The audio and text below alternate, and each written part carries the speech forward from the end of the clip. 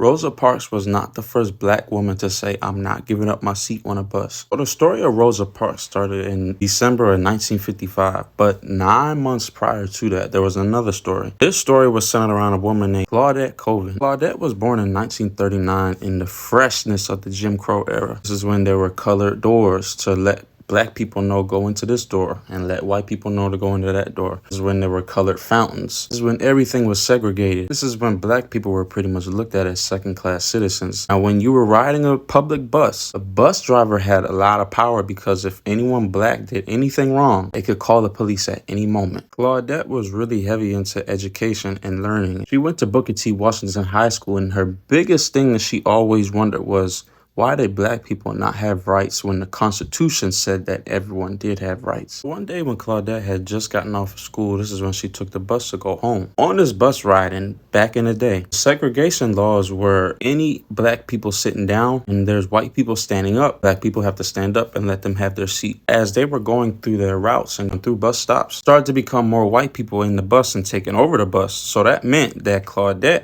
and 3 other students that were around her, they had to stand up. The bus driver pulled over and told the black students, including Claudette, "Y'all gotta get up. Get up." Her friends stood up, all 3 of them. She was the only one who didn't stand up. Mind you, Claudette is 15 at the time. So when she didn't get up, this is when the bus driver went and called the police.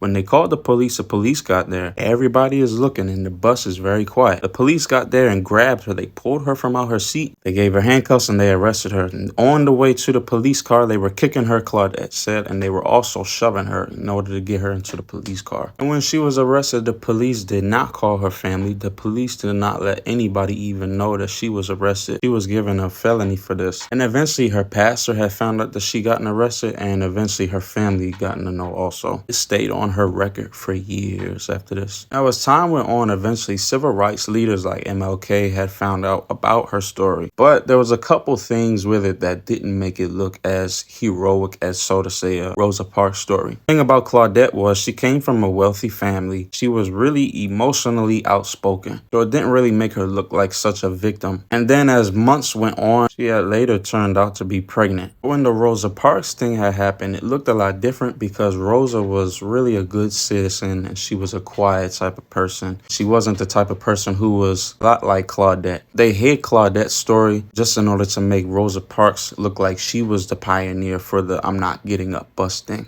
Now, in comes a lawsuit called Browder versus Gale. There were 4 women that testified against Montgomery and their bus law system, saying that it violated the constitutional rights. And one of these people were Claudette, who testified also. This is where the Constitution did agree that Montgomery's bus law system did violate the system. A lot of people will credit Rosa Parks for this, but it was really because of Claudette and what had happened to her what sparked it all. For years after this, Claudette just lived a normal and private life. Later moved to New York. Majority of her life, she lived as a nurse's assistant. And for decades, a lot of textbooks did not include her in much. A lot of textbooks and history books did not say anything much about her. I wasn't taught about her growing up. But it wasn't until the later years is when historians really started to dig up a lot of the civil rights movement. And that's where her name started popping back up, and they started noticing how important she really was for the civil rights movement and for history as a whole. In 2021, Claudette finally got that bus incident expunged from her record. Claudette had died in 2026 at the age of 86 also.